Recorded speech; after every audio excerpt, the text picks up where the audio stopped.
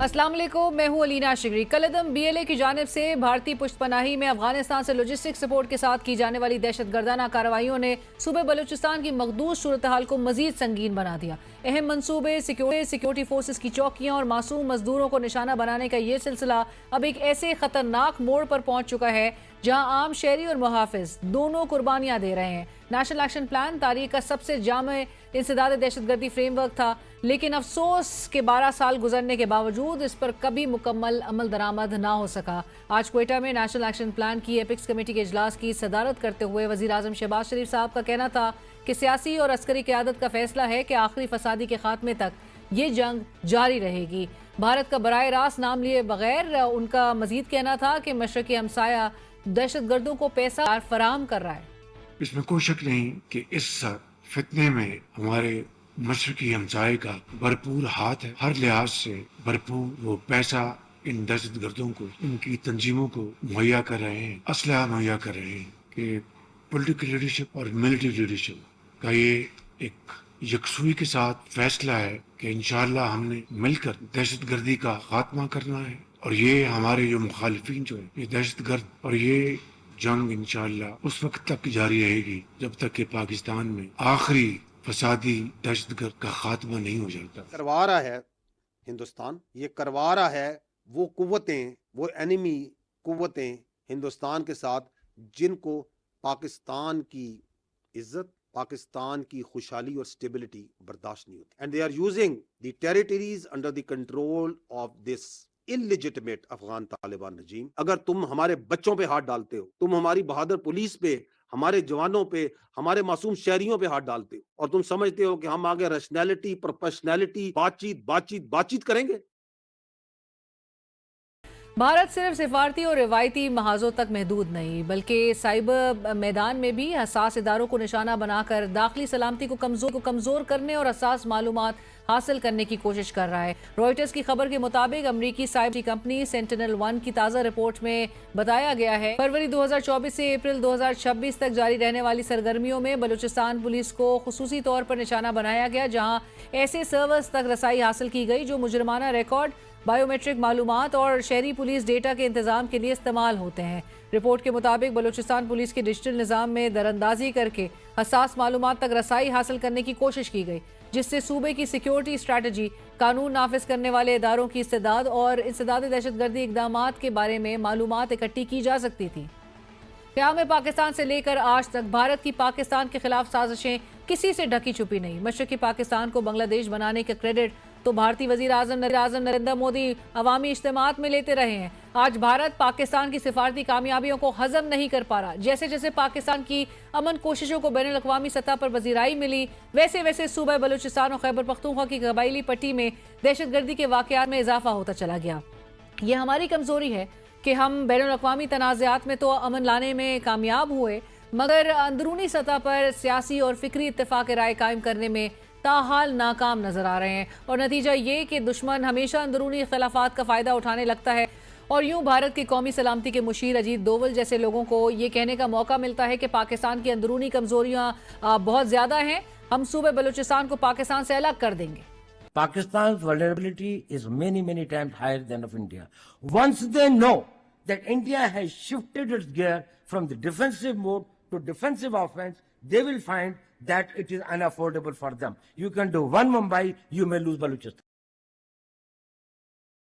दहशतगर्दी के नासूर से निमटने के लिए हमें यकजा होने की जरूरत है, लेकिन हमारी सियासी एलीट अवामी मसाइल पर तो नहीं मगर आपसी मफादात पर एक हो जाती है। खैबर पख्तूनख्वा में मुतनाज़ कानून साजी पर हुकूमत और ऑपोजिशन कैसे इकट्ठे हैं, आइए आपको दिखाते हैं। हमने 30 अप्रैल को प्रिविलेज एक्ट पास किया था। ये वक्त का बहुत अशद जरूरत था कि हम भी बाकी सूबों के, जिस तरह सूबा सिंध है, सूबा पंजाब है, सूबा बलूचिस्तान है और कौमी असम्बली और सेनेट है, उन्हीं को चेक करके उनका तज्जिया करके हमने अपने प्रिविलेज एक्ट में अमेंडमेंट किए हैं। बिल्कुल, इसमें जो है हमारे पूरे ऑपोजिशन मेंबर्स को इंक्लूडिंग ऑपोजिशन जो लीडर है उनको कंसेंसस के साथ, उनके साथ मुशावरत के बाद जो है ये सब कुछ हुआ है। मेरे ख्याल में हमारे ऑपोजिशन के मेंबर जो है इस बिल को, इस एक्ट को सपोर्ट कर रहे हैं।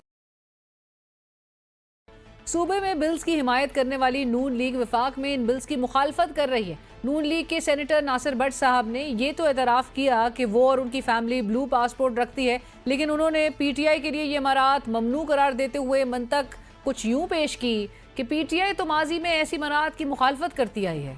ये पुराना है। आपको ब्लू पासपोर्ट मिला हुआ, आपकी फैमिली को मिला मिला हुआ बच्चों। ये क्या कहते थे कि तहरीके इंसाफ जो है वो बिल्कुल अवामी बात करती है, इंसाफ की बात करती है, हमें कुछ नहीं चाहिए। हम तो वो लोग हैं कि हमने तो सड़कों में निकले अवाम के लिए, गरीब अवाम के लिए। अब बैठे ना अपनी लालच के लिए, क्यों बैठे?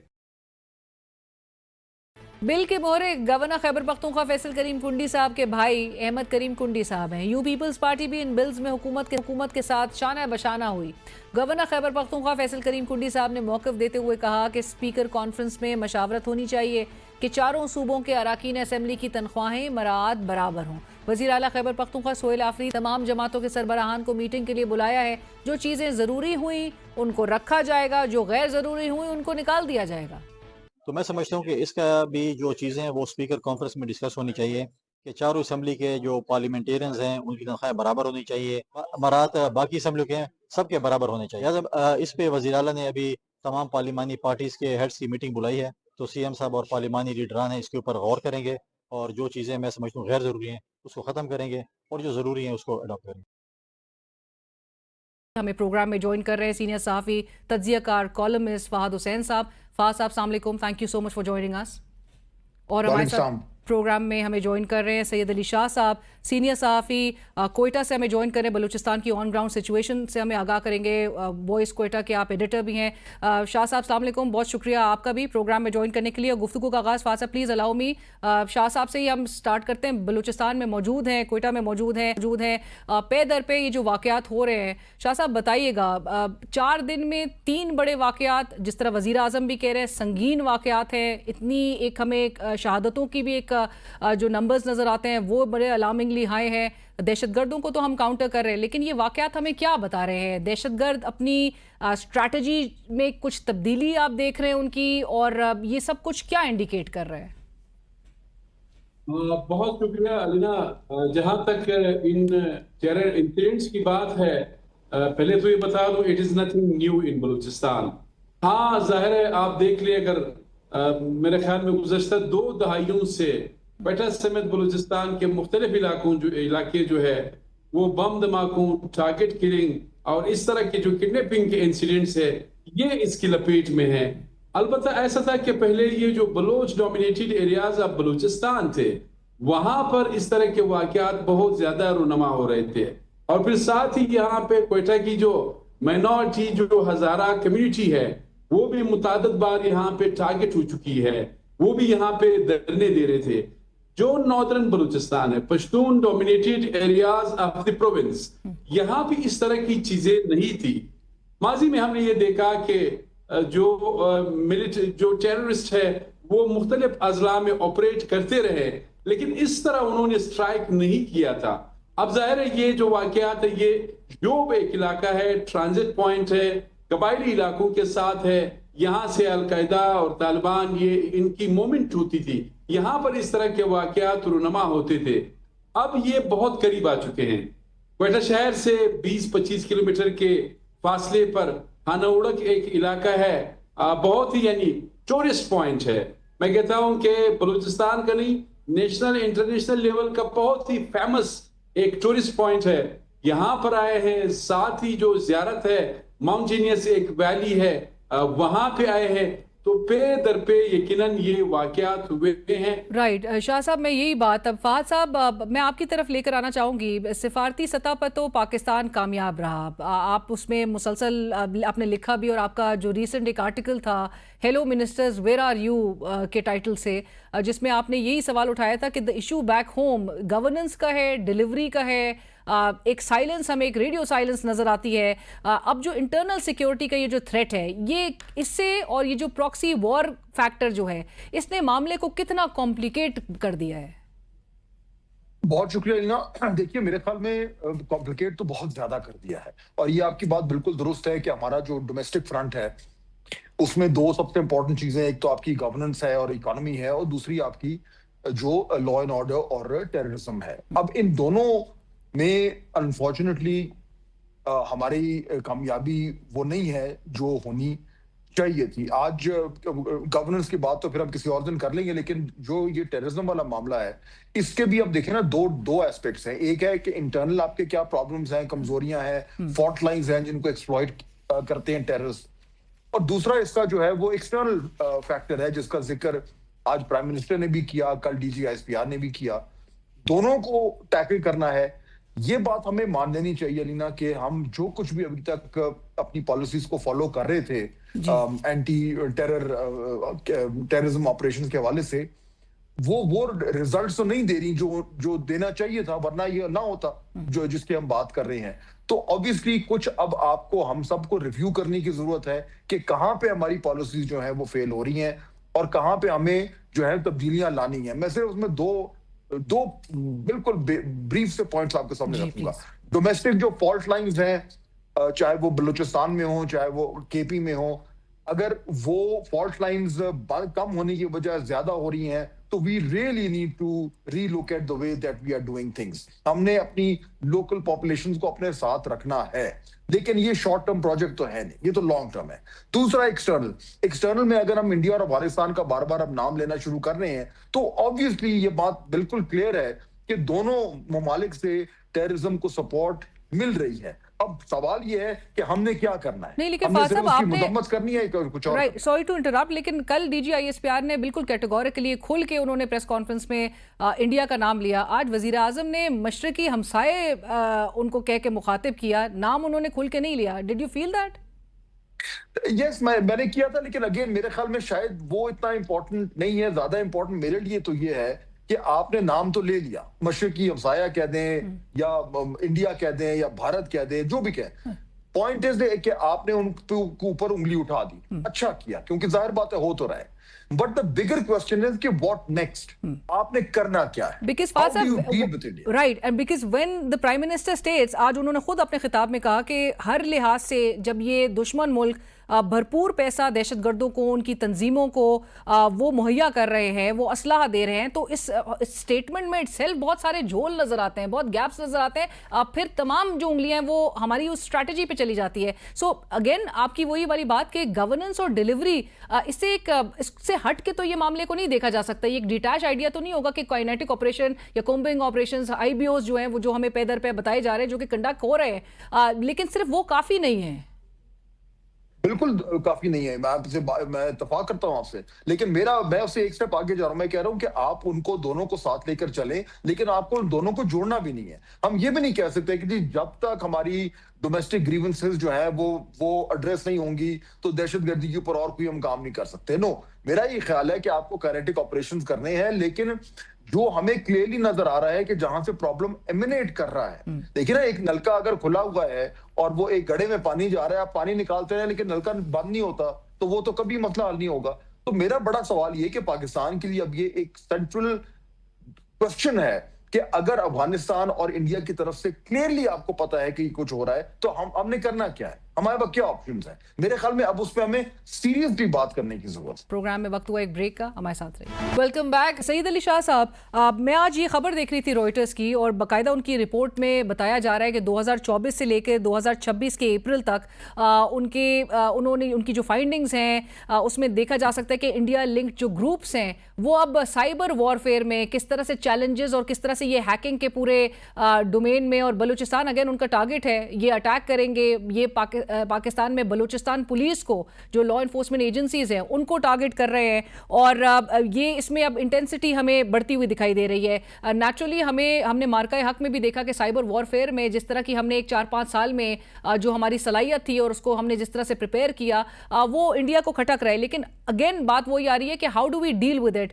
बलूचिस्तान पुलिस को पे दर पे लॉ इन्फोर्समेंट एजेंसीज को, सैयद अली शाह साहब, वहां पर अटैक किया जा रहा है, टारगेट किया जा रहा है, उसके हवाले से जरूर बताइएगा कि क्या हमारी स्ट्रैटेजी में आपको नजर आ रहा है कि हम अपनी लॉ इन्फोर्समेंट एजेंसीज को भी उसी तरह से इक्विप कर रहे हैं इस नासूर से, इस थ्रेट से जो है वो निपटने के लिए? मेरे ख्याल में नहीं कर रहे हैं। जो लेवल ऑफ थ्रेट है वो बहुत हाई है, और बलूचिस्तान का मैं जरा आपको बता दूं, अब ये जो शहादतें हुई है ये लेवीज टर्न्ड इनटू पुलिस। ये आपको पता है कि 95% जो एरिया था बलूचिस्तान का, वो ट्राइबल पुलिसिंग जो अंग्रेज ने 150 साल कबल यहाँ पर रॉबर्ट संडेमन ने बनाया था, लेवीज फोर्स, अब हाल ही में 2026 में उसको पुलिस में मर्ज किया गया। अब जाहिर है ना उनकी इतनी ट्रेनिंग थी, ना उनकी इतनी कैपेसिटी थी, ना उनके पास इतने इक्विपमेंट थे। दहशतगर्द जो है दे आर वेल इक्विप्ड, वो वेल ट्रेंड है। ये तो ट्राइबल पुलिसिंग थी, इसीलिए तो ये वाकया रुनमा हुआ। इनके पास बहुत ही लिमिटेड वेपन्स और साथ ही इनकी कोई इतनी ज्यादा तरबियत भी नहीं थी। तो ये 95% बलूचिस्तान में ये इंतजामी तौर पर इनके पास था। अब इनको ट्रेनिंग देने की जरूरत थी। वो ट्रेनिंग जाहिर है, वैसे तो इन्होंने बड़े क्लेम्स किए कि हमने बड़ा इनको ट्रेन किया है, ATF से इनको ट्रेनिंग दिलवाई है, ये किया है, वो किया है, लेकिन प्रैक्टिकली ये है कि जो हालात बलूचिस्तान में जाहिर है, ये कोई आम जो है कोई स्ट्रीट क्राइम नहीं है। बलूचिस्तान में ऑर्गेनाइज्ड क्राइम है और ये अभी से नहीं है, गुज़श्ता 2 दहाइयों से तो मैं रिपोर्ट कर रहा हूं। अब ये तो आइडियोलॉजिकली मोटिवेटेड लोग हैं। अब जाहिर है ये जब टारगेट करते हैं तो ये वेल ट्रेंड भी है। और फिर जिस तरह आपको पता है कि बलूचिस्तान का जो जियो स्ट्रेटेजिक इंपोर्टेंस है, इट अट्रैक्ट्स इंटरनेशनल प्लेयर्स। जब देखें ना तो फिर आपको अपना घर जो है, you have to put your own house in order. बात ये है कि हाँ, ये हमने नहीं किया है। देखिए 2024 के इलेक्शंस के बाद फिर आपने देखा सबसे बड़ा वाकया हम भूल जाते हैं।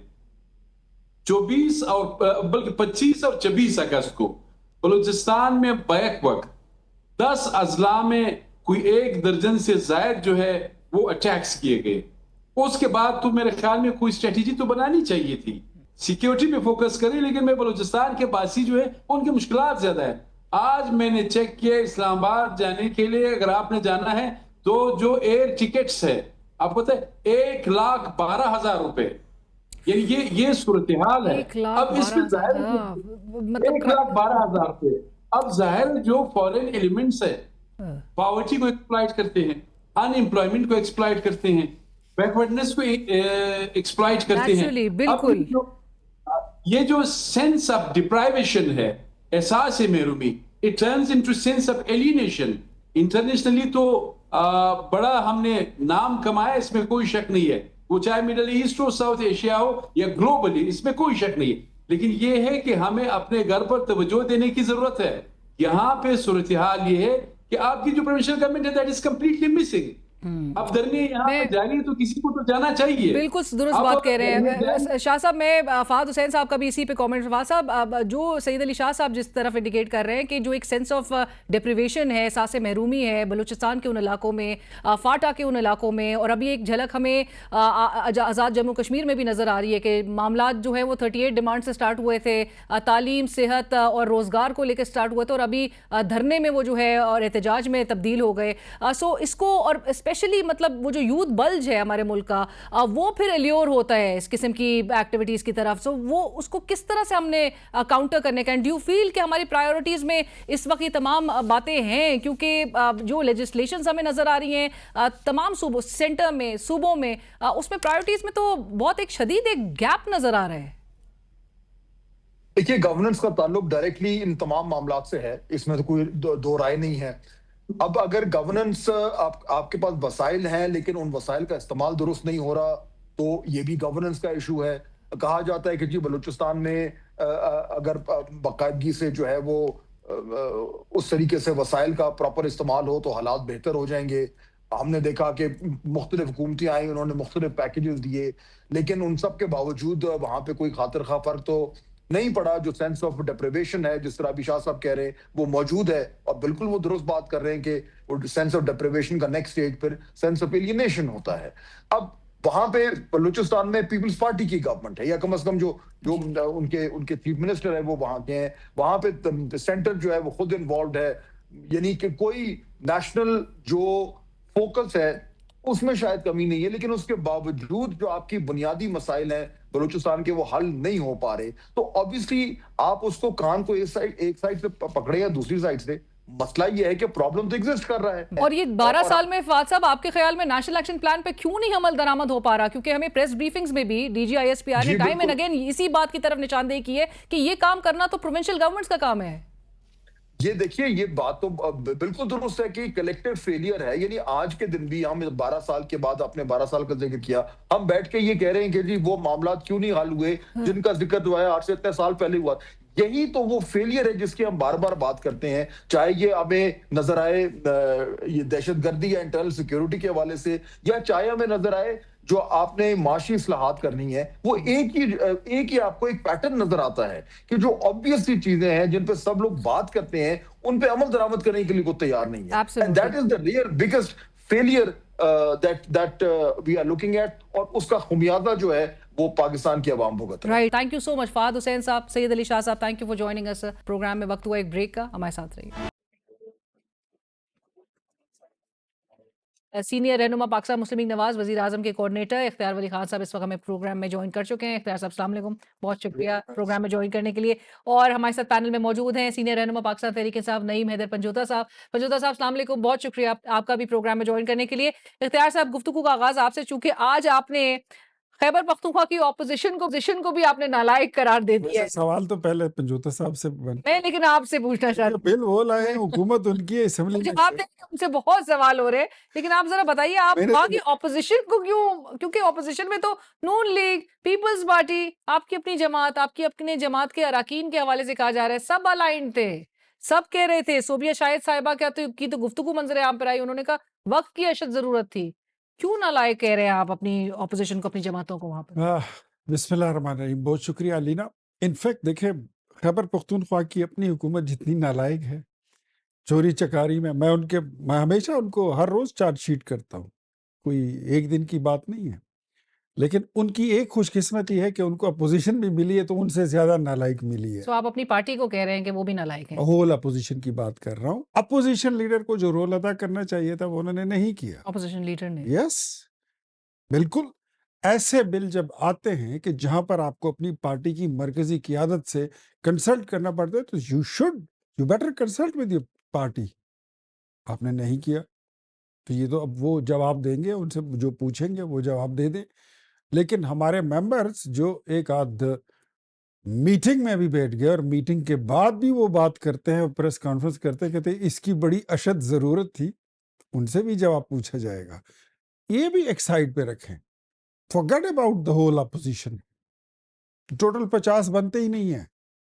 मुस्लिम लीग, नून, JUI, पीपल्स पार्टी, ANP सारे इकट्ठे कर ले 50 नहीं पूरे होते। 93 की अक्सरियत जिनके पास है, पाकिस्तान तहरीक इंसाफ, उनको क्या अपोजिशन की अमेंडमेंट की जरूरत थी? उनको अपोजिशन के किसी सपोर्ट की जरूरत थी? नो। क्यों मिला रहे हैं अपने साथ? राम राम सपना पर आया माल अपना, मीठा मीठा हप हप, कड़वा कड़वा थू थू।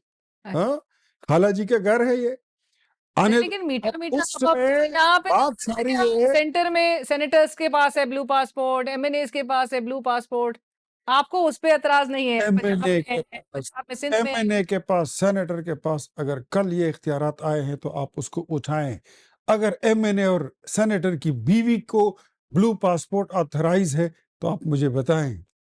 नहीं है सर। नासिर भट्ट साहब ने कल के हमारे प्रोग्राम 8 बजे के प्रोग्राम में बोला, नासिर भट्ट साहब ने, हमारे पास नासिर भट्ट साहब की बीवी के पास नहीं है। तो उन्होंने एडमिट किया है, बोला है उन्होंने। अगर उनके पास है तो आपको सुनवा भी कोई बड़ा नहीं, आप मुझे मैंने वो देखा है, लेकिन वो उनका कोई अकलौता केस शायद हो सकता है। आई डोंट नो उनको किस तरह मिला है।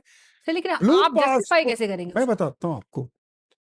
आपने ये फरमाइश सुनी है कि शरीके हयात, मेंबर साहब की शरीके हयात को भी ताहयात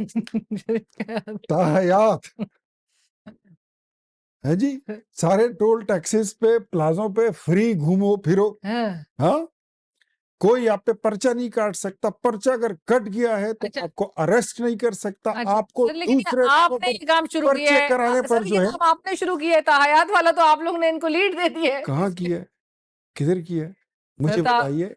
ताहयात इस्तिस्ना किसने दी थी सर? ताहयात इस्तिस्ना किसने दी? आप प्रेसिडेंट जरदारी साहब की बात कर रही हैं सर? आपके साथ तो मैं देखिए, आप लेकर आए थे ताहयात। देखिए, प्रेसिडेंट पे और एक असेंबली के मेंबर में बहुत बड़ा फर्क है।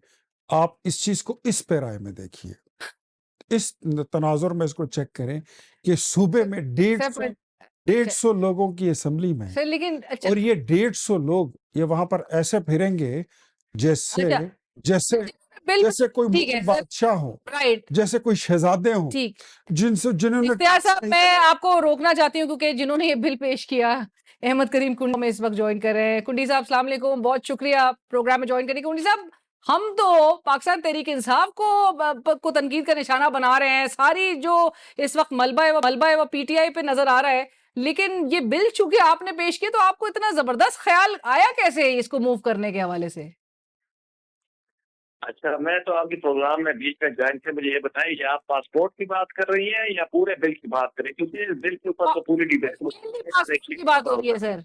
मैं तो चाह रहा हूँ, मैंने इन्होंने पूरी बात मानी नहीं है। मैं तो चाह रहा था जो स्पीकर को रेड पासपोर्ट दिया जाए लाइफ टाइम का। अच्छा, मैंने इसमें प्रपोजल दी थी बाकायदा, क्योंकि गवर्नर के पास जो है वो रेड पासपोर्ट होते हैं डिप्लोमेट का, एक तो वो मिलना चाहिए नंबर एक, क्योंकि जब हमारे स्पीकर एक्टिंग गवर्नर होते हैं उनके पास ब्लू पासपोर्ट होते हैं और वो होता भी पेपर बेस्ड है। और जो ब्लू पासपोर्ट है ताहयात मैं चाह रहा हूँ, क्योंकि MNA के पास भी लाइफ टाइम होता है, सेनेटर्स के पास भी लाइफ टाइम होता है, और तकरीबन कोई 70,000 के करीब पाकिस्तान में ब्लू पासपोर्ट मौजूद है जो कि मुख्तलिफ लोगों को मिलते हैं। अच्छा, लेजिस्लेटर को क्यों चाहिए, बात यहाँ पे आ जाती है। ठीक है, लेजिस्लेटर को ये इसलिए चाहिए, मैं खुद 4-5 दफा एज ए गेस्ट स्पीकर गया हुआ हूँ, हमें कभी चाइना जाते हैं, कभी हम टर्की जाते हैं, बयाना में गया हूँ, मुख्तलिफ जगहों पे जहाँ पे हमें एग्जेम्पशन होती है। और मैं ये चाहता हूँ लाइफ टाइम हमें मिलेगा तो हमारे प्रोविंस से जो विल ऑफ द पीपल है या पब्लिक रिप्रेजेंटेटिव है, और दुनिया में इसकी मिसालें मिलती सर हैं। आप लोग सबको ब्लू पासपोर्ट चाहिए, आपके सूबे के सीएम का नाम ECL पे है, उनका तो पासपोर्ट जो है वो PNIL की लिस्ट पर है, लेकिन आप सबको मराद चाहिए। लेकिन मुझे ये बताइए कुंडी साहब, ये जरूर बताइए, इख्तियार साहब के जो दो कंटेंशन सामने आ रहे हैं, सुन लीजिए, इख्तियार साहब के दो कंटेंशन हैं। एक तो वो कह रहे हैं वहां की ऑपोजिशन नालायक है खैबर पख्तूनख्वा की, दूसरा वो कह रहे हैं ये सारे मिले हुए हैं। बिल्कुल, इस इशू के ऊपर तो मेरे ख्याल में जो मेरे साथ लाइक माइंडेड है, और ये दुनिया में होता रहता है, पॉलिटिकल पार्टियां किसी इशू पे इकट्ठी होती है, किसी इशू पे डिफरेंसेस होती है, जैसे हमने कोई बंदूकें तो एक दूसरे पे उठाई नहीं। नालायक भी आप लोग नहीं, आप लड़ाई ना करें, नहीं आपने कहा आप बोल दें कि मिले हुए हैं ना, उन्होंने मान लिया। अब हमारे भाई हैं, कहने का मकसद बहुत सारे ऐसे इश्यूज हैं जिसके ऊपर हमारे डिफरेंसेस हैं, बहुत सारे इश्यूज ऐसे कॉमनलिटी है हमारी। हम तो पीपल्स पार्टी वाले तो ऐसे भी चाहते हैं, 30 अमेंडमेंट में हमने सबको बिठाया नहीं था। छोटा सा सवाल आपके सामने रखना चाहता हूँ। हुक्म सर, भाई आप हुक्म करेंगे, सवाल क्यों करेंगे? अच्छा, ये आपसे सवाल ये पूछे, क्या पाकिस्तान तहरीक इंसाफ को आपकी मदद की जरूरत थी इस बिल में? आपके वोटों की, आपकी सपोर्ट की कोई जरूरत थी? नहीं, उनकी तो बड़ी मेजॉरिटी है, क्लियर मेजॉरिटी। अगर वो कोई बिल पास करना चाहे तो मेरा मतलब अगर वो अकेले पास करना चाहते थे तो वो अकेले वो पास कर सकते थे, लेकिन उन्होंने अगर आपकी मेरे पास पंजुता साहब है, उन्होंने आपकी सपोर्ट ली है तो इसका मकसद सिर्फ ये था कि वो अपने मामलात को आपके लिबादे में छुपाना चाहते थे। ले जी, पंजुता साहब जरा बताइएगा। अदरवाइज वो करना चाहे तो इख्तियार भाई आप बिल्कुल ठीक कह रहे हैं, इनके पास मेजॉरिटी है, लेकिन ये चीजें हमने इनिशिएट की थी और ये 2008 से ये चीजें इनिशिएट हो रही हैं। भाईजान, क्या आपको ये समझ नहीं आ रही है, आपको ये समझ नहीं आ रही है कि उन्होंने अपनी ख्वाहिशात को आपके जरिए जामा पहनाया? पेश करने वाले वो हैं, मूव करने वाले वो हैं। तो मैं तो देखिए, हम तो पब्लिक प्रेशर को बर्दाश्त करने वाले लोग हैं, हम तो तनकीद बर्दाश्त करने वाले लोग हैं, एकेडमिक डिबेट होनी चाहिए, क्रिटिकल एनालिसिस होने चाहिए। हमने तो जो बात की उसके ऊपर स्टैंड करते हैं, अब भी करते हैं, बाद में भी करते हैं, और हम तो अब भी चाहते हैं जो ये बिल जो है मौलाना जवाब मिल गया। पंजोता साहब आप बड़ी स्मार्टली, बड़ी टैक्टफुली ऑपोजिशन को मिला के अपनी ख्वाहिशात आपने बड़ी वारदात डाली, इख्तियार साहब कह रहे हैं। बहुत शुक्रिया, बड़ी नवाज सरीना, आपने मौका दिया। देखिए, सबसे पहली बात यह है कि आपने कहा कि आपने अपोजिशन को साथ मिला के कोशिश की, तो अपोजिशन के लोगों के अगर आप बयान उठा के देख लें कि अपने रहनुमा जलाल का कल का बयान उठा के देख लें, जिसमें वाज़ह कह रहे हैं कि हमने बार-बार मीटिंग्स की और बड़ी मेहनत की, बड़ी कोशिश की, उसके बाद जो है कि हम इस नतीजे पर, इस मंजिल पर पहुंचे हैं। तो जो मर्रात बिल था उससे मुस्तफीद होना था, क्योंकि ये सीधा उनकी जात के साथ डायरेक्टली तल्लुक रखता है। इस्लामाबाद के अंदर फॉर एग्जाम्पल कोई बैठा हुआ MNA पंजाब से मरात ले रहा है, तो जाहिर बात है कि नून लीग का या पीपल पार्टी का बंदा है वहां पर बैठा हुआ खैबर पख्तूनख्वा के अंदर, इसका दिन होगा कि मुझे भी वो मराद मिलें जो दूसरों को मिल रही हैं। लेकिन मैं ये समझता हूँ कि ये ब्लू पासपोर्ट जो है ना सिर्फ खैबर पख्तूनख्वा की हद तक विड्रा हो, बल्कि ये जो है वफाक के अंदर भी, जहाँ मरीज के पास है या सेंटर्स के पास है या बाकियों के पास है, ये क्यों है? ये नहीं होना चाहिए, इनसे वापस लेना चाहिए। क्या नून लीग ने इधर आके या पंजाब के अंदर या क्या सवाल वली ये साहब कह रहे हैं ने- कि ये इमरान खान का विजन था। मेरा ही क्यों है भाई? आम आदमी और आप में फर्क क्यों है? जो आसमान सूत्र है वो एक चीज ये है कि तहरीक इंसाफ का वर्कर जो है वो बाशऊर है। वो ये सिर्फ ये नहीं कि अंधी तकलीफ करता है, जहां पर उन्हें गलत लगता है वो गलत को गलत कहते हैं, आपने समझी नहीं लेकिन गई। वो तनकीद भी नहीं करते। वो तो कहते हैं जनाब के तैयारा लिया है तो भाई लिया है, आप जो करना चाहते हैं कर ले, हम 100 का बढ़ा दें पेट्रोल, आप हमारा क्या कर लेंगे। तो ये एक वादा डिफरेंस है जो इमरान खान ने लोगों को शऊर दिया। हमने एक जहाज खरीदा था, हाँ, हमने एक आप जहाज देखो खरीदा है। हाँ, आपने ये भी कि तमाम सूबों के बराबर इनके मराद मेरी होने बात चाहिए, सुनिए। तो फिर तो इनको भी ले लेना चाहिए 11 एक अरब जहाज 50। खरीदा था, वो तो पंजाब का एसेट बन चुका है। ये तो अपनी जाती मराद पर आ गए सारे, हर एक जहाज बन गया है। नहीं देखिए, आप जहाज तब लेते हैं जब आपके पास सेहत का मामला ठीक हो जाए, जब आपके पास तालीम का मामला ठीक हो जाए, जब लोगों को रोजगार मिल जाए, जब आपकी सनतें ठीक चल रही हों, जब आपके मजदूर खुशहाल हो जाए, जब आपके किसान खुशहाल हो जाए, जब आपकी आवाम खुशहाल हो जाए। जहां 2.5 करोड़ बच्चे स्कूलों से बाहर हैं और आप तैयारा लेकर दुनिया में भीख मांगने के लिए घूम रहे हैं। यानी अपने अंदर कोई हिस्स भी होती है कि यार अवाम ने हमें वोट नहीं दिए, कम से कम हम काम तो ऐसे करें जिससे हम अगली दफा कोई वोट लेने वाला अवाम की तरफ जाने वाले बने। दरअसल से बताइएगा नाजरीन को भी कि लाइफ टाइम किसी के पास ब्लू पासपोर्ट है? एमएनए सेनेटर्स, एमएनएज और सेनेटर्स का जो होता है वो लाइफ टाइम होता है, और जो प्रोविंशियल असेंबली होती है उनका सिर्फ सेशन, मतलब जो उसकी असेंबली की लाइफ तक होता है। सो एमएनए और सेनेटर्स के लिए जायज है, नहीं वो और सूबे की सतह पर अराकीन के पास नहीं होना नहीं चाहिए। नहीं नहीं, एक सेकंड रुकिए, हम इस चीजों को गड़बड़ नहीं कर सकते। आपने अभी कहा मैं लाइफ बताता हूँ। नहीं नहीं, वो लेजिस्लेशन वो पुरानी हुई है, पता नहीं 1970s में ये हुई थी, कब हुई थी, वो तब की है, वो तब की है। तो ये सर उस वक्त आज का की गलत कैसे फिर होगी? मेरी बात सुन महबूब, आप यहाँ पर इस सवाल तो ये बनता है कि इमरान खान तो कहता था कि मैं ये अशराफिया का दौर खत्म करूंगा, वो तो जेल मैं शराफिया को घर भेजूंगा, वो जेल में है। 1000 तो के ऊपर से जिन खंभों को उसने टिकट दिए वो खंभे जो हैं वो अपना काम शुरू कर गए हैं। आपको सजेशन मुझे ये बताइए, मुझे ये बताइए, मुलाकात तो अपनी जगह पर है, सीधी बात ये है कैसे एमपी के ऊपर डाल रहे हैं। क्या चीज। सर ये भी सुनने को मिलेगा, वो कह रहे इसहाक डार साहब के नवासे के उस पे अकाउंटेबल नहीं है, तो इमरान खान साहब पे इसका बर्डन कैसे डाल रहे हैं? वो इसकी पार्टी है और पूरा नैरेटिव बनता है, नजरिया है, वो एक अलग चीज है, वो अलग चीज है। नहीं कमाल करते हैं। हाँ ये तो आप ये किस चीज को आप कंपेयर कर रहे हैं यार, जरा अपनी कंपैरिजन को देखे, जरा अप्रोच को जरा चेक। वो सायरा बानो साहिबा कोट करी थी, अच्छा ठीक है, तुम्हारे नाना नहीं होंगे। मान ले और कह दें कि इमरान खान कहते थे कि मेरी पार्टी में वही बंदा आएगा जो बुजुर्ग होगा, जो शरीफ होगा, जो सबसे ज्यादा नेक होगा, पारसा होगा। आर्टिकल 61 क्यों नहीं पता?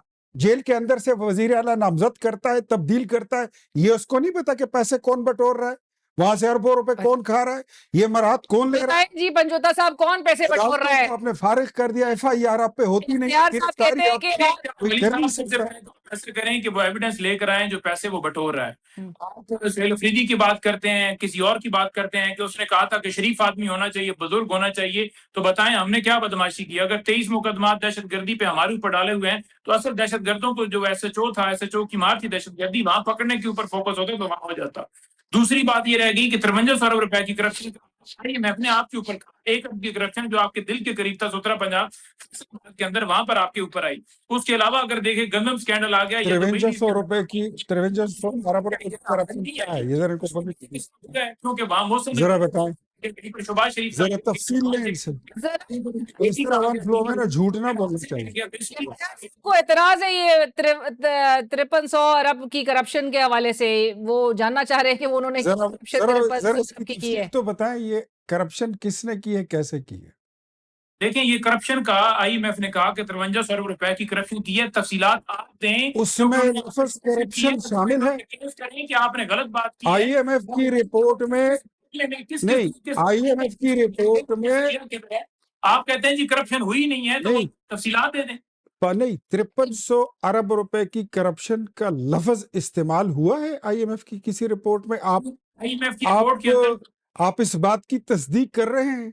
आप जी बिल्कुल मैं कर रहा हूँ, जैसे ये आप करप्शन बिल्कुल तस्दीक कर रहे ये करप्शन की बात हुई है। एविडेंस लेकर आइए, मैं आपके सामने रख देता हूँ। यार साहब, वो अगर 5300 अरब की करप्शन की बात कर रहे हैं और आप कह रहे हैं एविडेंस लेकर आए, तो मेरे इस तरह वो भी हक बजाने में ये कहने कि सीएम साहब के आप करप्शन की बात करें, एविडेंस आप लेकर आए, कोर्ट ऑफ लॉ में चैलेंज करें इनको। सबसे पहले मैं इनको ये दावत देता हूं, मैं चैलेंज वैलेंज देना वैसे ये बेवकूफों वाला काम है, अगले हफ्ते कर लेंगे। मैं भाई को कहता हूं कि 5300 अरब रुपए की आप हमारी करप्शन ले आइए, इसी शो में हम करवा लेंगे, आप ले आइए, पंजोता साहब। मैं उसका इंतजार करूंगा, लेकिन इस तरह इसकी गर्दान जो है ना वो ऐसे नहीं रखेंगे, ठीक है ना, कि ये इस तरह की करप्शन के सारे एविडेंस मैं बताता हूँ बिल्कुल सही क्या तक एविडेंस है वो और जाते जाते फाइनल को यार जाते जाते सुन लो, अगर आपने कोई चीज देखनी है तो जरा जूतों पे ही नजर डाल दो। आपको वो बंदा जिसकी 5 लाख रुपए के एसेट थे वो आज 5 लाख रुपए के जूते पहन रहा है, और कितने आपको सबूत चाहिए? जी चेक कर लीजिए, कर सकता हूँ, किसी कजन ने दे दिया होगा, किसी रिश्तेदार ने दे दिया होगा। ठीक है, सही है। बहुत शुक्रिया। नाज़रीन, ईरान के शहीद supreme leader Ayatollah Syed Ali Khamenei को आखिरी अलविदा। गम की इस घड़ी में हमारी दुआएं उनके अहले खाना और ईरानी कौम के साथ हैं। आज उनके आबाई शहर मस्जिद में इमाम रज़ा अलैहिस्सलाम के रोज़े अक़दस के अहाते में उन्हें सुपुर्द खाक कर दिया गया। शहीद आयतुल्लाह खामनाई के जसद खाकी को करबला में हज़रत अब्बास और इमाम हुसैन अलैहिस्सलाम के रोज़े अक़दस के अहाते में लाया गया, जिसके अतराफ में 70 लाख से ज़ायद सोगवारान ने शिरकत की। जसद खाकी को करबला से पहले नजफ़ अशरफ लाया गया था, जहाँ इमाम अली अलैहिस्सलाम के रोज़े पर उनकी नमाज जनाजा अदा की गई। शख्सियतें रुखसत हो जाती हैं, मगर अजीम अफकार हमेशा जिंदा रहते हैं। शहीद आयतुल्लाह खामनाई की बसीरत, इस्तिकामत और विजन दुनिया के लिए रहनुमाई का मीनार रहेंगे।